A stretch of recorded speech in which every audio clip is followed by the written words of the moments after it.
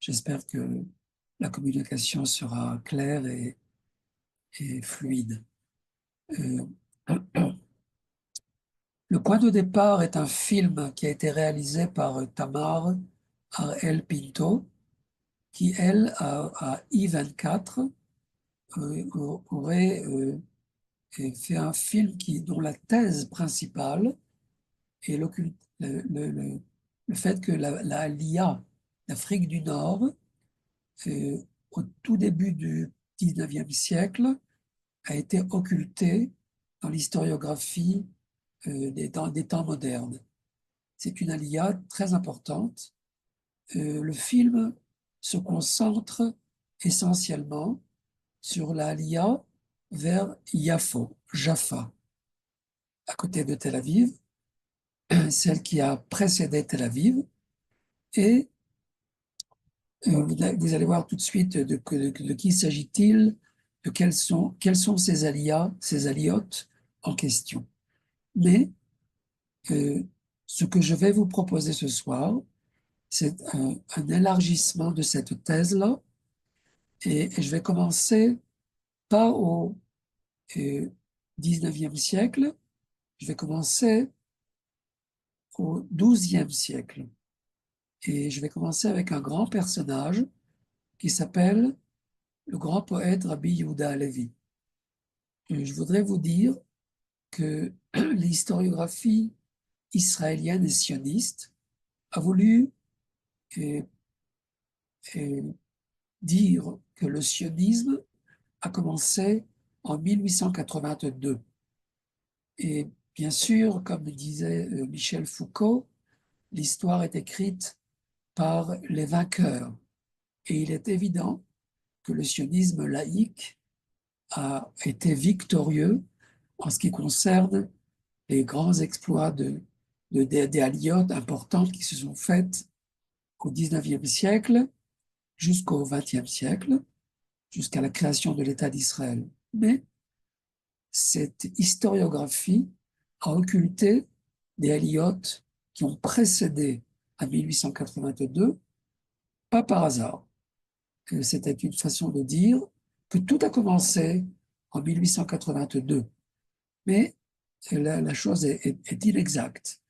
Il y a pas mal d'historiens qui ont commencé à dire qu'il faut réviser cette chose-là et reparler des aliotes et du Yishuv, de l'agglomération juive séfarade, car elle a précédé toutes ces aliotes en question. Moi, j'ai pensé qu'il serait bien d'approfondir le thème en commençant avec le grand personnage qui était,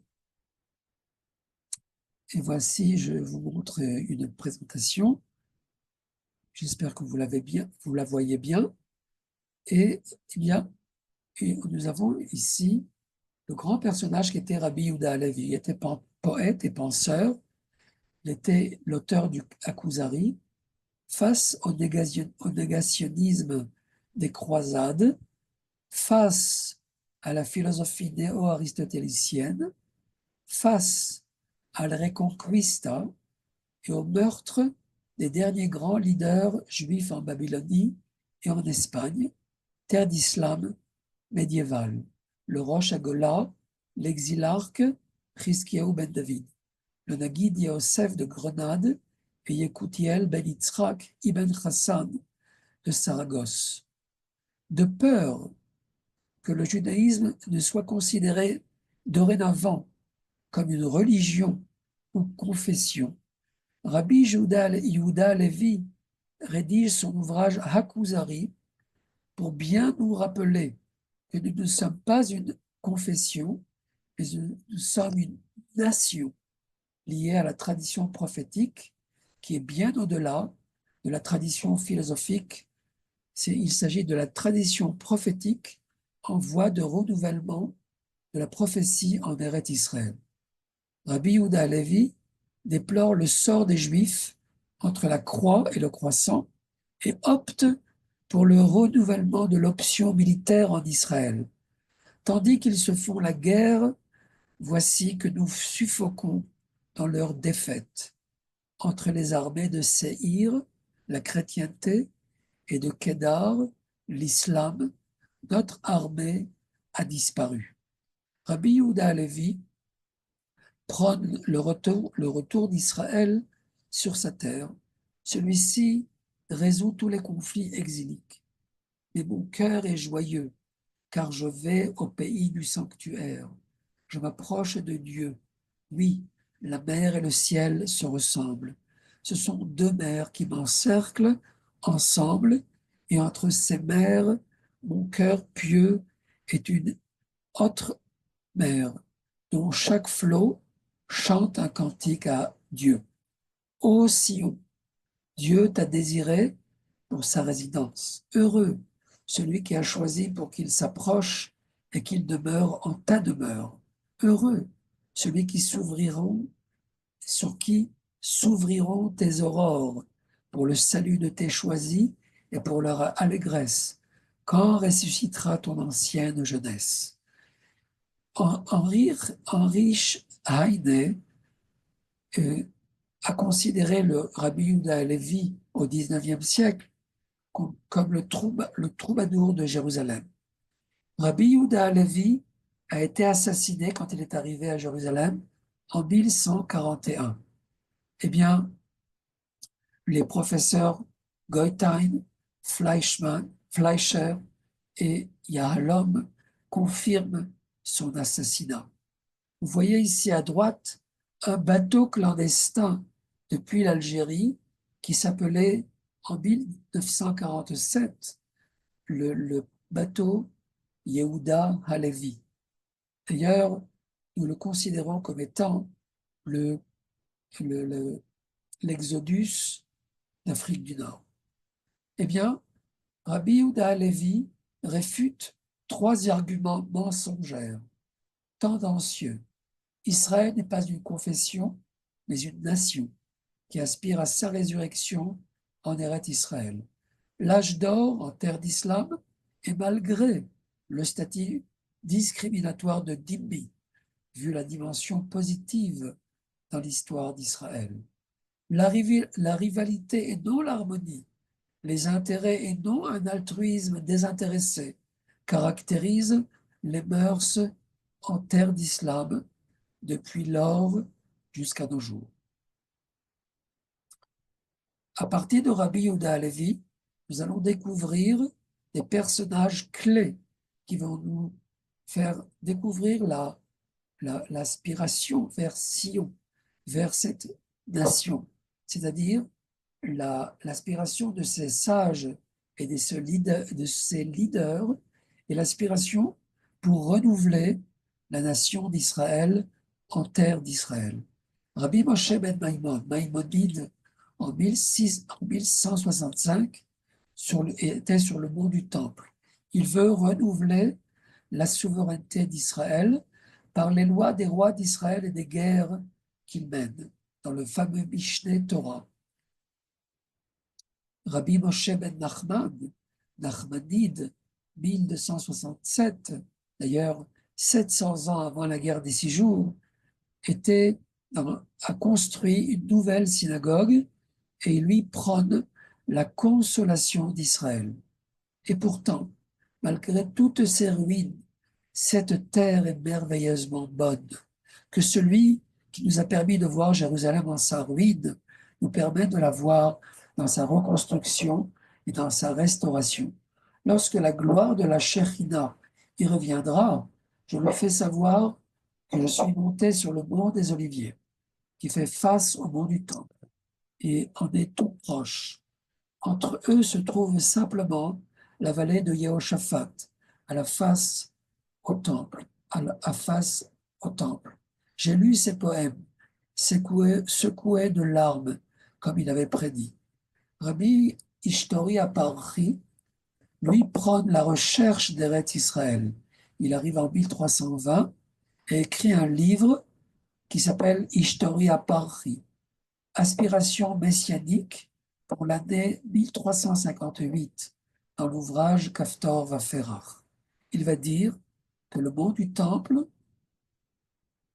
est un lieu sur lequel on peut sacrifier des sacrifices, même aujourd'hui, car la priorité est celle de la souveraineté aux lois d'impureté. C'est ce qu'il explique, Rabbi Ishtori Parri.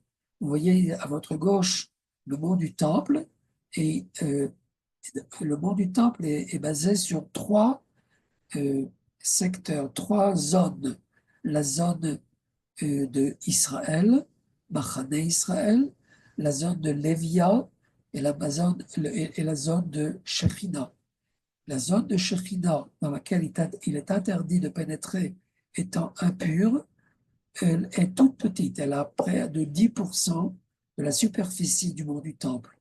Tandis que Machane Israël, qui est le quartier, la vieille ville de Jérusalem, et le Machane Lévia, qui est tout l'esplanade de 144 dunam, de 14,4 hectares, et lui est permis à la pénétration de personnes impures. C'est pourquoi il est tellement important de savoir que sur le mont du Temple, il est possible de monter et de renforcer la souveraineté d'Israël de nos jours.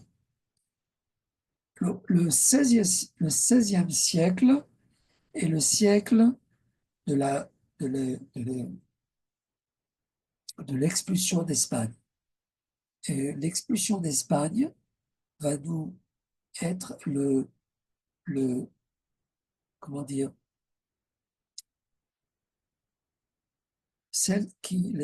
l'expulsion d'Espagne va être va déclarer en fin de compte le renouveau en Eretz Israël, et de grands personnages vont parler du retour d'Israël qui est un retour souhaité, car selon eux, je parle du Hari, le Rav Yitzhak Luria Ashkenazi, qui est né à Jérusalem, qui était le grand kabbaliste, la genèse et la jeunesse d'un grand kabbaliste. Celui-ci va dire que l'expulsion d'Espagne était les douleurs de la naissance, de la renaissance d'Israël. Comme il y a des douleurs quand va naître un petit enfant, il nous explique le Hari Akadosh qu'il y a des douleurs qui précèdent la renaissance d'Israël en Eretz Israël. De l'autre côté, les expulsés d'Espagne vont aller vers vent d'est et vent d'ouest, je dis. Les vents d'est vont vers Eretz Israël, et les vents d'ouest vont vers l'Amérique. Christophe Colomb était celui qui a représenté cette diaspora des Séfarades qui va vers l'ouest. Et en ce temps-là, en Eretz Israël, il y a une constante dans l'histoire d'Israël, l'idée messianique normative, la résurrection d'une entité étatique en Eretz Israël. Quand nous parlons de l'idée messianique, nous devons dire qu'au XVIe siècle, à la base de ce qui s'est passé au XIIIe et au XIVe et au XVe siècle, l'idée de messianique normative est celle de la résurrection d'une entité étatique en Eretz Israël. Et nous allons voir pas mal de personnalités qui vont parler de cette idée constante. Abraham Castro va être à l'origine de la construction de la muraille de Jérusalem avec le grand sultan qui était Suleiman le Magnifique. Nous parlons de la trilogie de Dod Yitzhak Abarvanel, qui va écrire une trilogie qui s'appelle Migdol Yeshuot, qui est basée sur Yeshuot Meshicho, Marianea Yeshua et Matzmiach Yeshua, c'est-à-dire c'est la rédemption qui est ici renouvelée, qui est ici ressuscitée.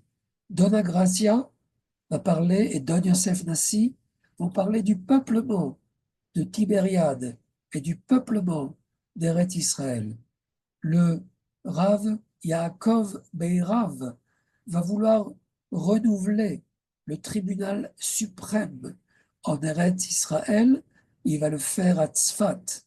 Rabbi Yosef Karo, le Shulchan Aruch, à Tzfat, à Safed et à Biria, va renouveler la codification nationale par le fameux Shulchan Aruch. Eh bien, je parle maintenant d'un cinquième personnage, le Rav David Arouveni et Rabbi Shlomo Molcho vont prôner pour la conquête d'Eretz Israël. Rabbi David Ben Zimra et Rabbi Chaim Vital vont parler du dôme du rocher, qui est, selon eux, le lieu du sacre-saint, du Kodesh à Kodashim. Au XVIIe siècle va être renouvelé la, le, le, le, la personnalité du Rishon LeZion, c'est-à-dire du primat de Sion, du grand rabbin séfarade en Eretz Israël. Vous voyez ici dans toutes ces photos-là comment Rabbi David Arouveni en 1525 va parler avec le roi du Portugal afin de conquérir la terre d'Israël.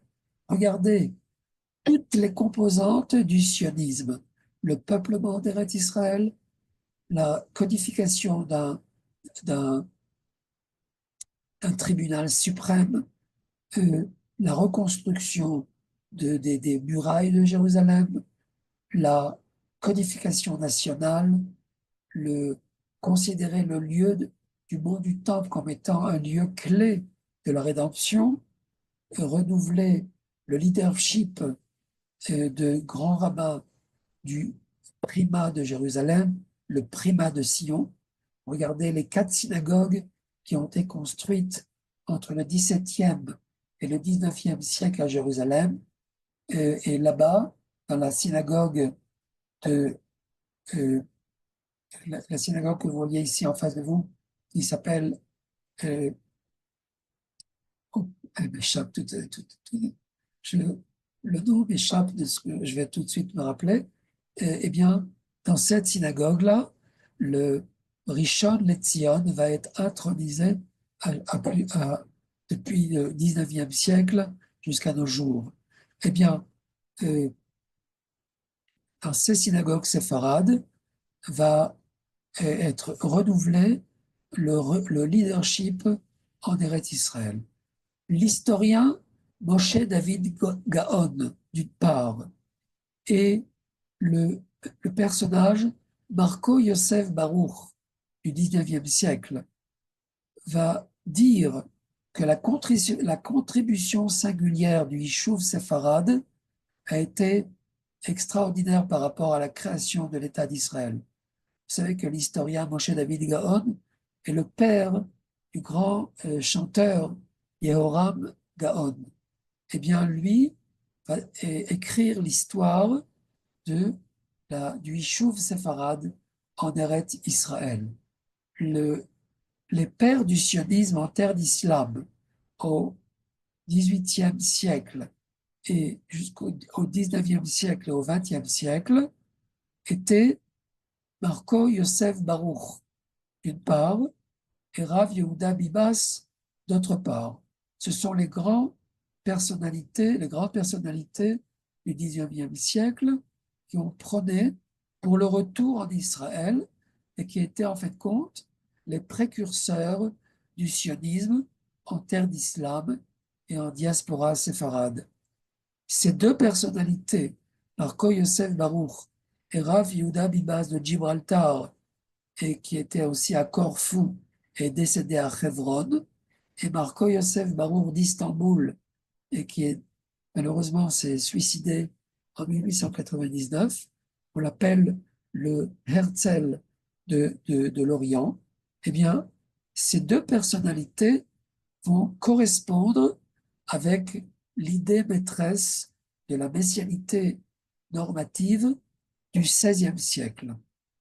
Il est évident que quand on parle de cette messianité-là, faut parler de deux grandes personnalités, qui est celle du Rav Chaim Ben Attar, qui est monté en 1743 à Jérusalem, et il a fondé la synagogue à Jérusalem, la synagogue et la yeshiva Knesset Israël, mais il va être surtout un des précurseurs de l'idée messianique qui, elle, va se traduire par l'idée sioniste qui a précédé les, les sionistes que nous connaissons, que nous parlons de façon courante quand on parle du sionisme laïque. Nous devons aussi parler du grand émissaire rabbinique du XVIIIe siècle, qui était le Rav Yosef Chaim David Azoulay, le Chida, le fameux Chida, le grand émissaire rabbinique. Les pères du sionisme en terre d'islam et diaspora séfarade au XVIIIe siècle et au XIXe siècle disaient que le sionisme est viscéral car il correspond à l'idée messianique normative, la résurrection d'une entité étatique en Eretz Israël. Marco Yosef Baruch et Rav Yehuda Bibas sont moins connus que le Rav Yehuda El-Kalai de Sarajevo, est décédé à Jérusalem, est enterré à Jérusalem. Eh bien, lui était plus connu comme étant le précurseur de Jérusalem. Des raisons prosaïques pour la Aliyah étaient la recrudescence du fanatisme musulman, galvanisé par les conflits avec la France et les prémices de la conquête française. Je parle de la Aliyah d'Algérie. La prise de position des janissaires contre le Dey d'Alger et ses conseillers juifs, Naftali Boujna et les Bakri, qui se soldèrent en 1805 par des émeutes qui firent des centaines de morts parmi les Juifs d'Alger. Les conflits intestins de la communauté juive d'Algérie qui atteignirent leur paroxysme avec l'exécution du grand rabbin d'Alger, Isaac Aboulker, et des 6 notables de la communauté juive qui avaient osé critiquer ouvertement le mot Kadem, Joseph Bakri. Autant de facteurs qui avaient ébranlé les fondements de la communauté juive. C'est pourquoi l'antique Yishuv séfarade était le socle du peuplement d'Eretz Israël et du pré-sionisme herzélien au XIXe siècle. Précocité du sionisme en terre d'islam. Depuis les temps des amants de Sion, avec accent le rôle, depuis le temps des amants de Sion, avec accent sur le rôle joué par des juifs maghrébins et orientaux, antériorité de l'arrivée des juifs du Yémen en 1881, avant la vague sioniste russe de 1882, dans la consolidation pragmatique du Yishuv. Eh bien, quand nous parlons maintenant du peuplement d'Eretz Israël et du pré-sionisme herzélien et de la précocité du sionisme en terre d'islam, nous devons parler maintenant de quelques personnalités, comme je viens de le dire, qui ont précédé les aliyot que nous considérons comme étant les aliyot sionistes, comme l'historiographie sioniste a mis l'accent sur ces fameuses aliyahs. Je parle maintenant de la famille Ayash, du Rav Yehuda Ayash et du Rav qui était le primat de Sion, le Rishon LeZion, Yaakov Moshe Ayash, le fils du Rav Yehuda Ayash. Je parle de Moïse Montifiori, qui lui était un grand personnage qui a énormément aidé au Yishuv séfarade et plus tard Ashkenaz, par rapport à ces 7 aliyot qui étaient un juif séfarade d'Italie qui était installé en Angleterre. Et ce grand philanthrope a fait énormément pour la Aliyah en Eretz Israël et pour le Yishuv juif en Eretz Israël. Le Rav Yehuda Halevi de Ragusa est arrivé à Jaffa en 1840 et a énormément contribué pour l'agglomération juive à Jaffa. Il était le grand rabbin de Jaffa et était à l'origine de la réception et de la clita, euh, euh, de la réception des Olim qui étaient arrivés à Yafo. Rabbi David Ben Shimon, lui, est arrivé à construire en 1867 le fameux Beth Amarviim, la maison des Maghrébins en vieille ville de Jérusalem, a construit le premier quartier Machane Israël en dehors des murailles. Je dis le premier quartier, bien que je sais pertinemment que Mishkanot Sha'ananim a été le premier quartier construit par Moïse Montefiore, mais le premier quartier qui a été construit à Jérusalem, en dehors des murailles, par un juif qui habitait Jérusalem, c'était bien le Rav David Ben Shimon qui est arrivé du Maroc. Et je peux dire que c'est lui qui a été le précurseur de la reconstruction de la communauté juive maghrébine en Eretz Israël.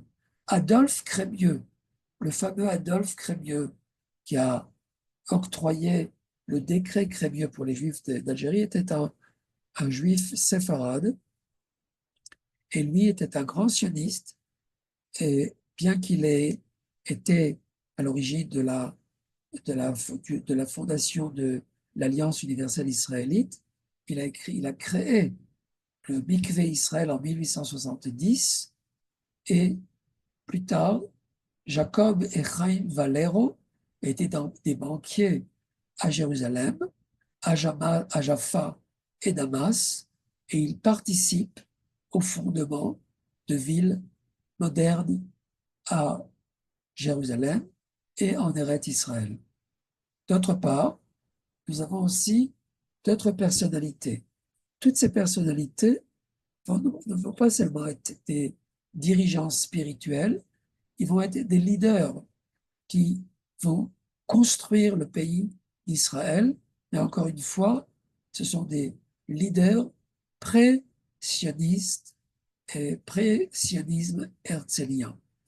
Le Rav Eliyahu Mani, Rachamim Franco et le Rav Chizkiyahu Medini, à Hebron en 1899. Chaim Amzalag, le consul britannique, en 1876, qui a acheté des terres de Petar Tikva et de Rishon LeZion. Le fameux Yosef Bey Navon, en 1892, qui a fondé le chemin de fer Jaffa-Jérusalem.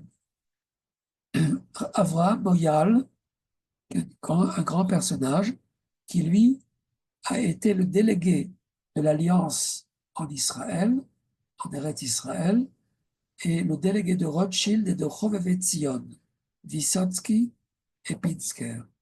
La famille Shlouch et la famille Abo, ce sont des personnalités qui méritent une attention particulière.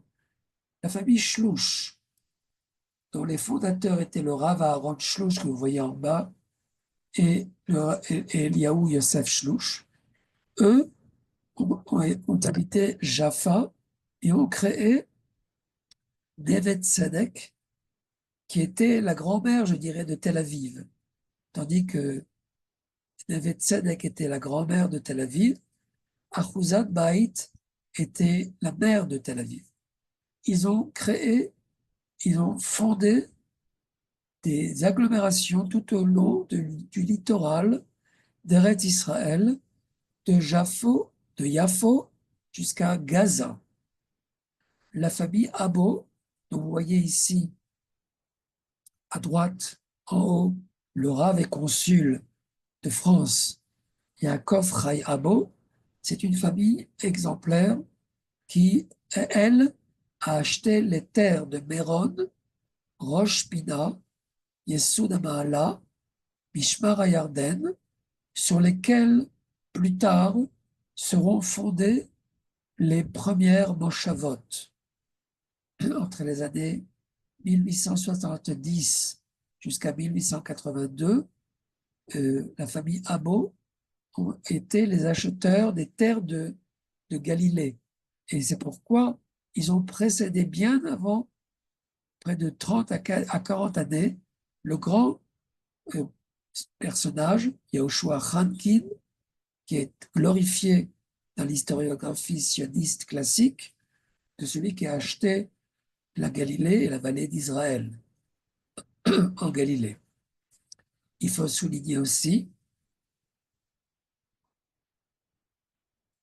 que la famille Abo était des consuls de France en Galilée et ont été les grands euh, protecteurs des sujets français en Galilée, en Eretz Israël.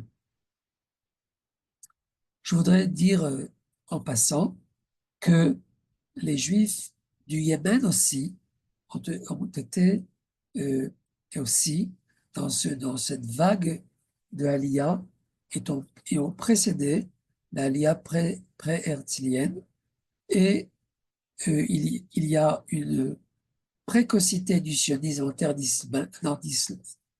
précocité du sionisme en terre d'islam grâce à l'expansion de l'Empire ottoman, Istanbul en 1045-53, le Levant et l'Égypte en 1517, l'Afrique du Nord en 1521 et 1564 jusqu'à 1574, les Balkans en 1521 et 1526, le Moyen-Orient et le Golfe Persique en 1534 et 1571, et enfin le Yémen en 1872 jusqu'en 1911.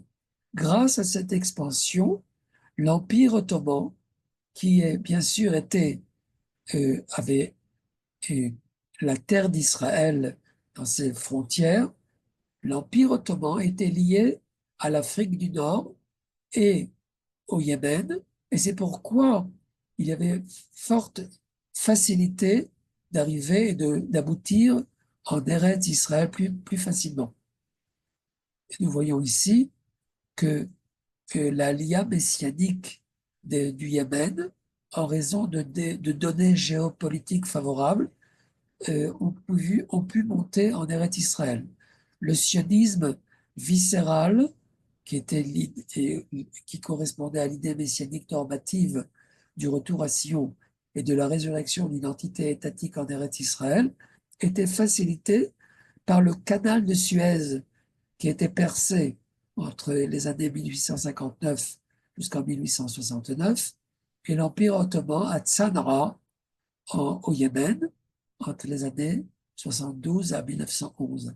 Ces données-là, géopolitiques, vont faciliter l'aliyah du juif du Yémen. Et effectivement, nous assistons à l'antériorité de l'arrivée des juifs du Yémen en 1881, avant la vague sioniste russe de 1882, dans la consolidation pragmatique du Yishuv. Le Rav Shalom al-Sheikh de Tzana'a, dans la Aliyah de Erle Betamar, le Rav Yechia Tsaroun et le fameux village du Silouan, du Siloé, dans la cité de David à Jérusalem. La seconde Aliyah du Yémen aussi, organisée par Arthur Rupin et Shmuel Yavnieli, à la recherche de l'ouvrier idéal.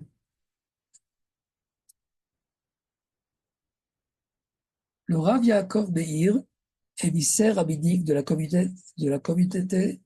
communauté séfarade, était en mission spéciale à Alger en 1899, car les Juifs d'Algérie voulaient abolir la, la, le, la fameuse, euh,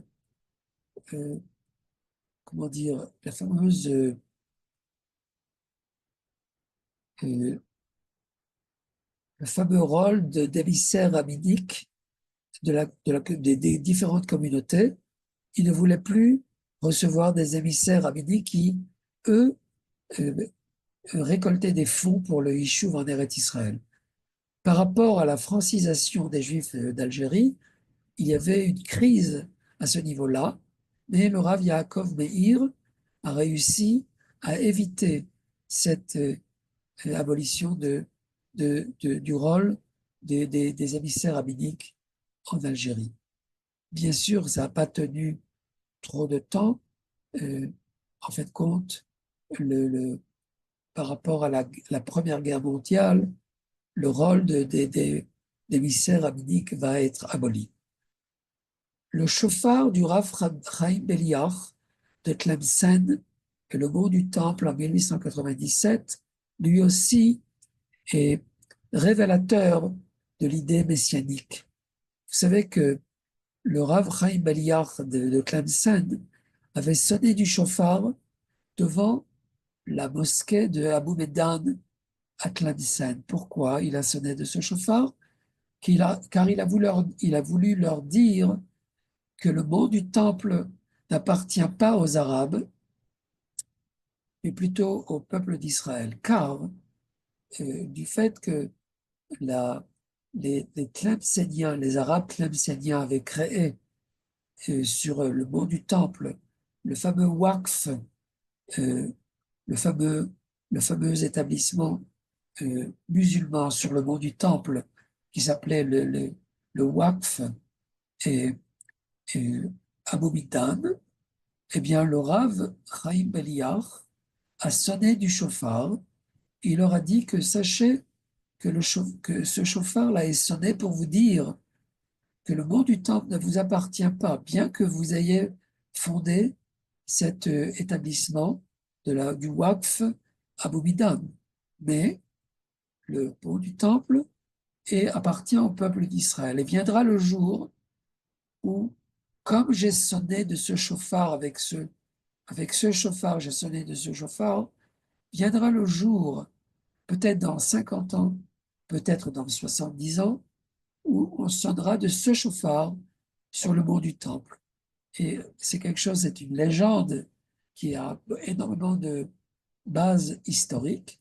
Ce chauffard-là a été octroyé au Rav David Cohen Scali, et puis après, celui-ci a donné ce chauffard au Rav David Ibn Khalifa, qui était le gendre du dernier, et le Rav David Ibn Khalifa de Entebouchent aurait donné le chauffard au Rav Eliaou Pardes, le grand rabbin de Jérusalem, et il va le donner en fait compte au Rav Shlomo Goren.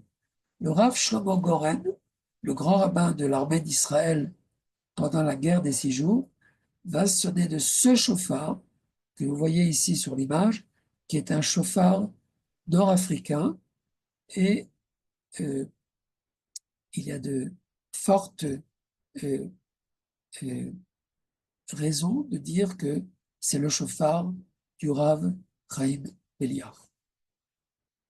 Et pour terminer, je voudrais parler de quelques personnalités contemporaines.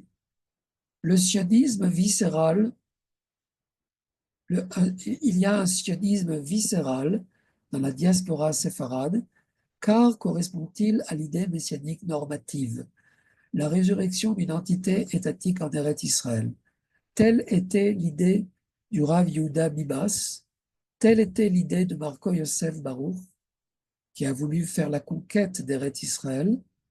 Telle était l'idée du Rav Yosef Rodassia, telle était l'idée de mon père et de mon beau-père, qui se trouve dans l'image de gauche sur le mont du Temple. Nous avons fait nous avons marché sur le mont du Temple il y a une vingtaine d'années, près de 25 ans. Et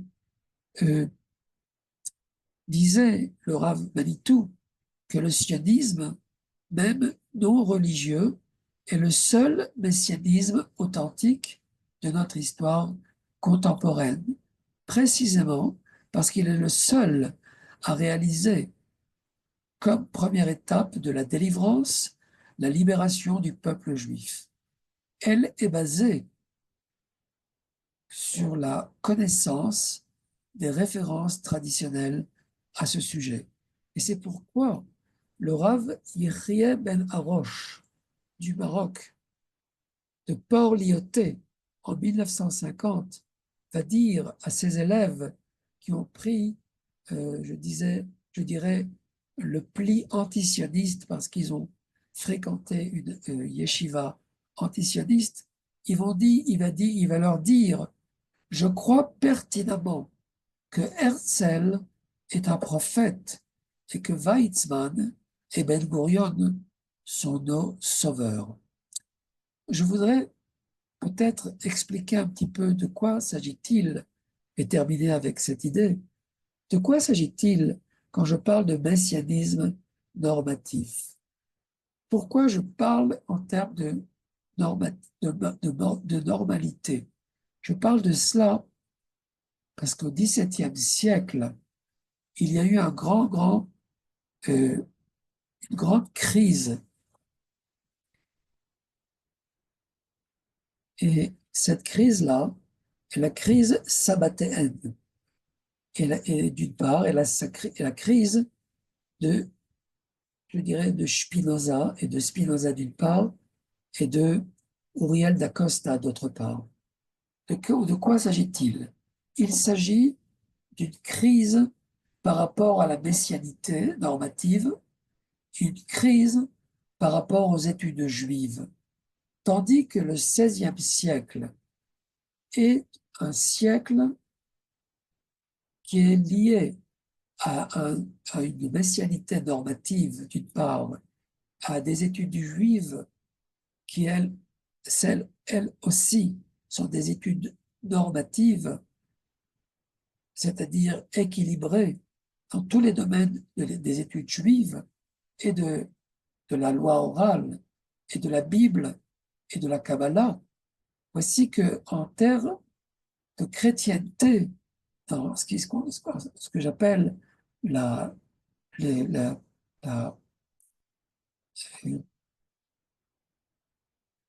la diaspora ashkénaze, eh bien, là-bas se passe quelque chose de très, très grave. Car au XVIIe siècle, il y a eu la fameuse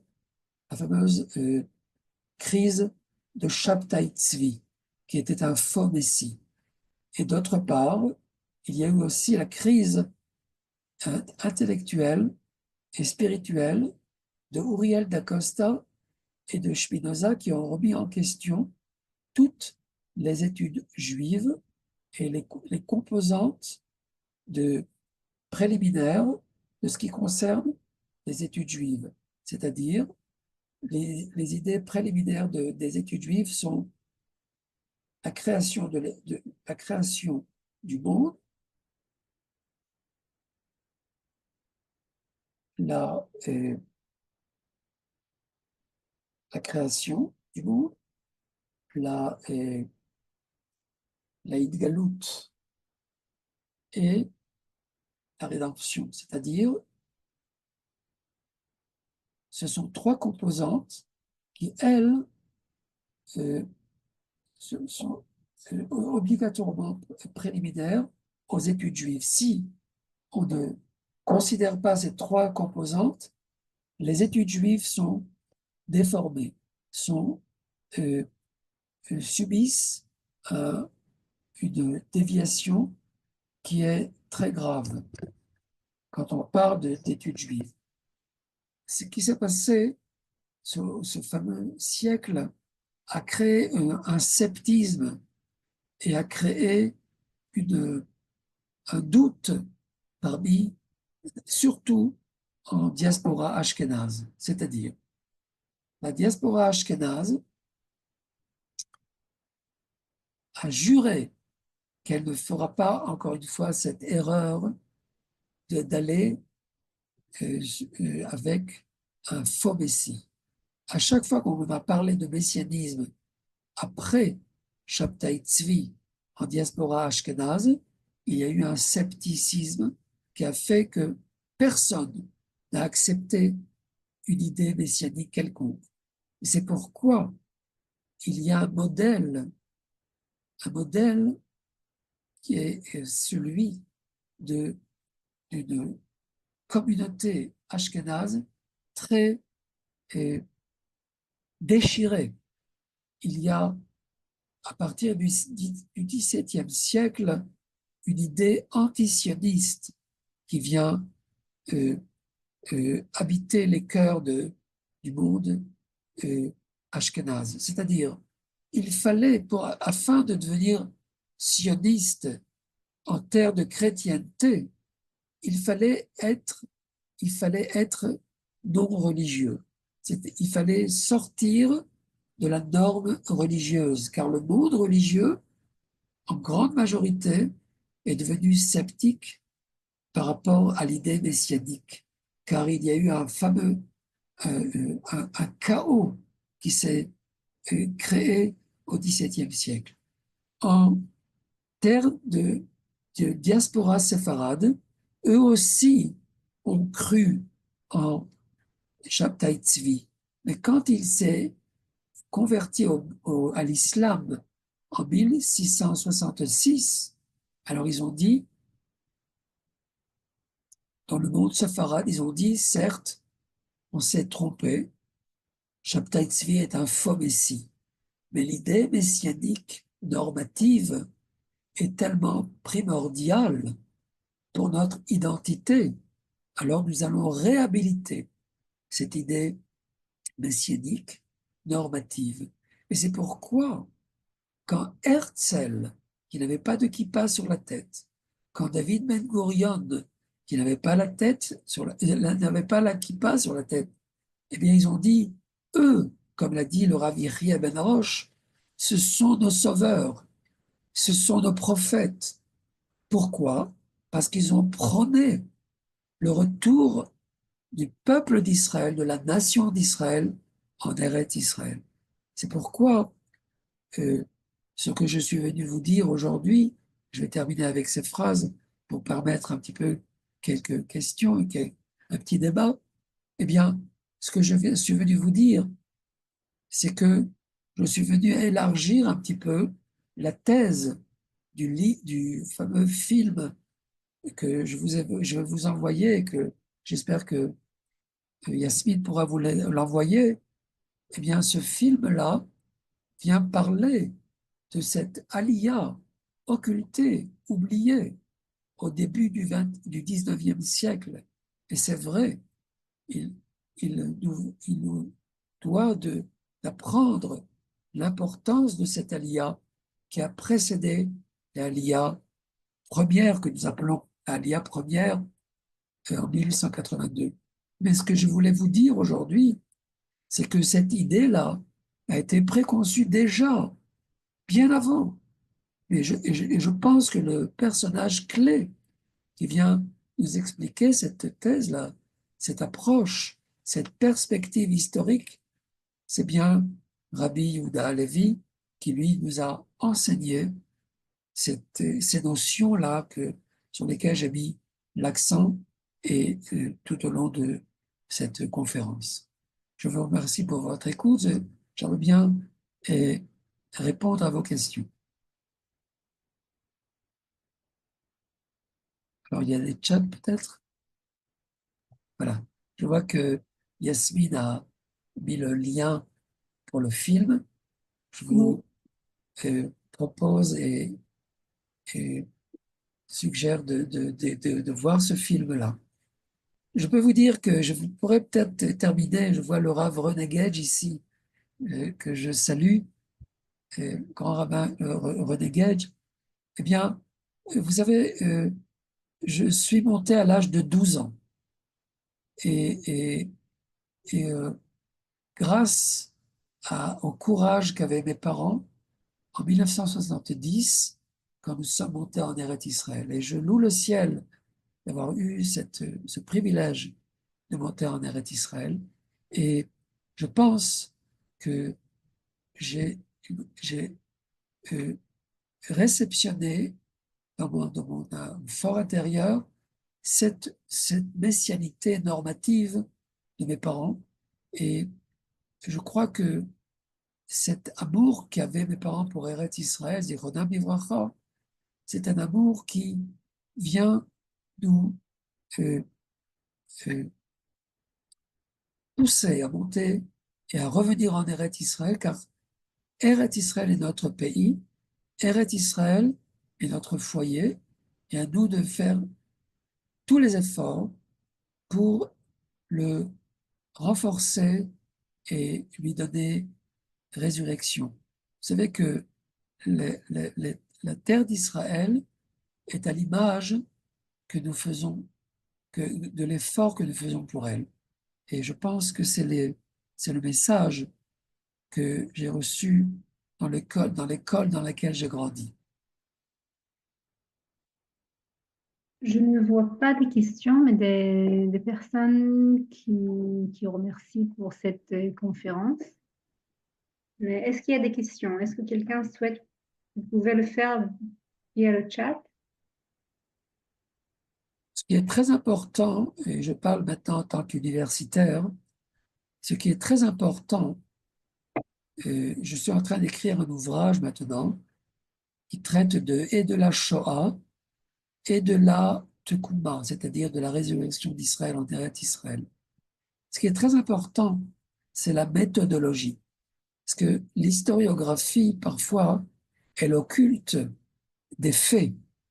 Mais je crois que l'historiographie aussi, elle occulte des analyses. Et ce que je suis venu pour vous proposer ici, c'est pas seulement des faits, mais c'est plutôt une analyse. C'est-à-dire, quand je parle de messianisme normatif et quand je parle d'idées juives normatives, je parle d'un état d'esprit bien systématique qui, celui-ci, a été ébranlé au XVIIe siècle, et c'est pourquoi les écoles de Berlin et de Jérusalem, elles, ont communiqué avec le XVIIe siècle, tandis que l'école du Rav Kook et l'école de Paris ont plutôt communiqué avec le XVIe siècle. Et c'est pourquoi Manitou, sur lesquels j'ai écrit l'ouvrage, les ouvrages, l'ouvrage que vous voyez ici, dans l'image que vous peut-être voyez, j'espère que vous voyez, eh bien, j'ai écrit un ouvrage en hébreu, le portrait intellectuel du rabbin Léon Ashkenaz Manitou, qui était, lui, un des participants à l'école de Paris. J'ai écrit plusieurs livres sur les Juifs d'Algérie. Comme vous voyez ici, la France, la Ligue rabbinique d'Algérie, la Terre sainte, une anthologie complète sur les Juifs d'Algérie, 2 livres en hébreu sur les Juifs d'Algérie et un roman historique sur le Rav Yosef Renassia. J'ai écrit cette biographie sur le Rav Manitou qui, lui, m'a donné énormément d'inspiration pour justement affronter l'historiographie et les écoles d'études juives, les écoles de Paris, les écoles du Rav Kook, l'école de Berlin, la fameuse Wissenschaft das Judentums, et l'école de Jérusalem, l'université hébraïque. C'est cet ouvrage-là qui m'a donné énormément d'inspiration. Vous avez aussi un livre que j'ai écrit, Une terre à redécouvrir, sur la Eretz Israël, dans la Parashat Shavua.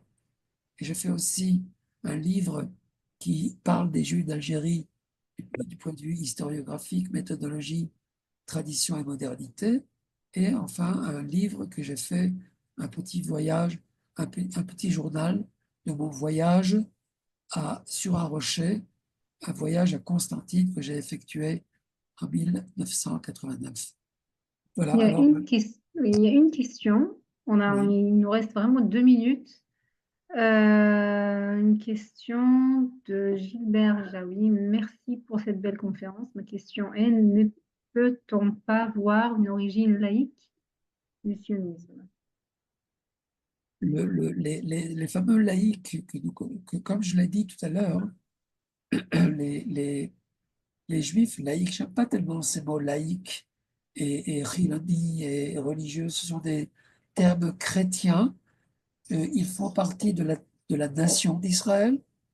Et ce qui s'est passé, c'est au 19e siècle, ce monde juif euh, de l'Europe de l'Est a pris conscience qu'il était impossible de vivre en dehors d'Israël. Il fallait renouveler avec la terre d'Israël pour créer à nouveau la nation d'Israël.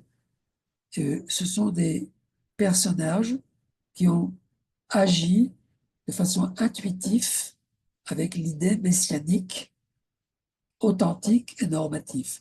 Vous savez que euh, David Ben Gurion va dire à plus d'une fois, à plus d'une reprise, que le sionisme avec lequel il est venu en Eretz Israël est un sionisme messianique qui est basé sur, sur toutes les prophéties hébraïques bibliques.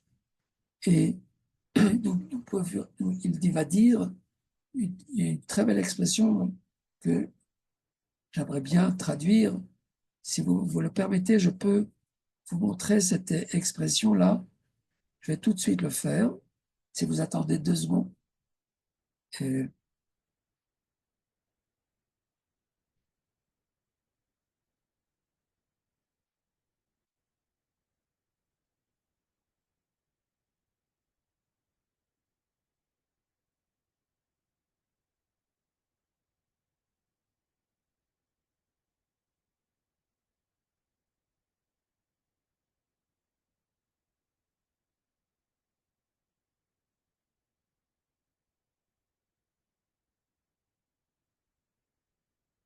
présentation qui le cite très, très, très bien. Bon, je vois que j'ai une petite difficulté à trouver la présentation. Eh bien, David Ben Gurion va se présenter comme étant un homme messianique. Et, et c'est pourquoi je considère que le sionisme contemporain, que nous appelons laïque, est la conséquence et euh, la composante de, la conséquence du messianisme authentique et normatif. Car il parle de la création d'un État hébreu en Eretz Israël afin que la nation d'Israël renouvelle sa place en Eretz Israël. Maintenant, l'idée messianique est une idée universelle, car l'impact de la création de l'État d'Israël est un impact universel, comme l'expliquait Manitou, selon les prophéties hébraïques bibliques. Mais merci beaucoup. Il y a juste une petite question, où on peut acheter le livre?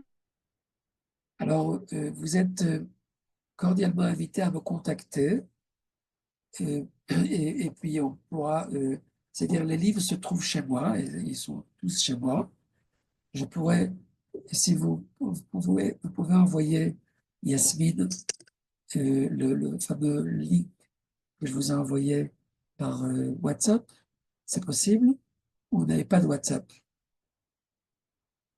Vous n'avez pas les WhatsApp des participants? Euh,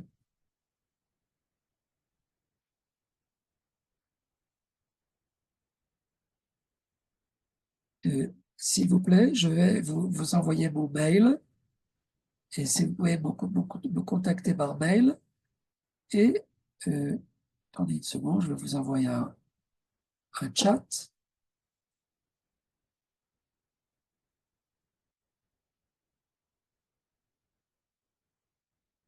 Comment je peux vous écrire?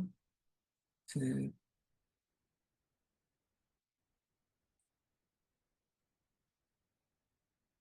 je n'arrive pas à vous envoyer de. Est-ce que Yasmine, pouvez-vous envoyer aux participants mon mail. Et si vous pouvez me contacter par mail, on pourra échanger et arranger l'expédition des livres par la poste ou par... je vous invite à venir à Jérusalem, chez moi, avec grand plaisir.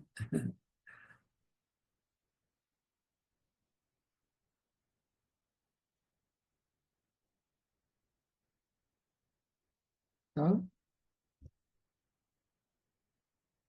Merci pour vos chats et pour vos...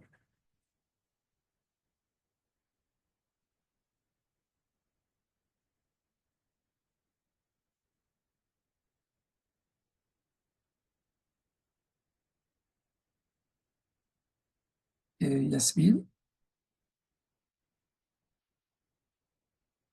C'est dommage que vous ne pouvez pas parler. Peut-être que vous pouvez... Il n'y a pas possibilité de parler. Désolée, j'étais déconnectée pour une minute.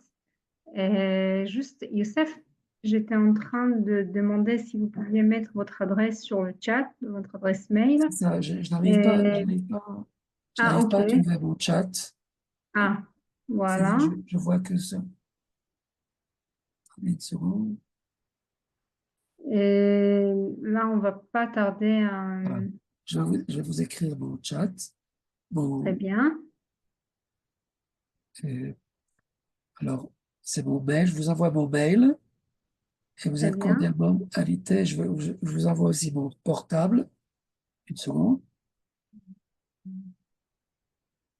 Si vous voulez, je peux... Le portable, je peux mettre... Et, s'il vous plaît. ouais, regarde.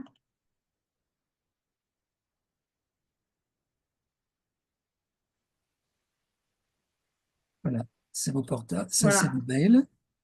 Et ça, c'est mon portable. Alors, vous êtes cordialement invité à me contacter si c'est de la France ou c'est d'Israël. Je vous souhaite vraiment une bonne continuation. תודה רבה, תודה רבה. Toda Rabba, Yasmine, de m'avoir donné la possibilité et l'occasion de parler avec mes chers frères de France et d'Israël. Toda Rabba, le Rav Gedge. תודה לכם. À bientôt. Kol שבת Tov, à très שלום. bientôt en Eretz Israël. בעזרת השם.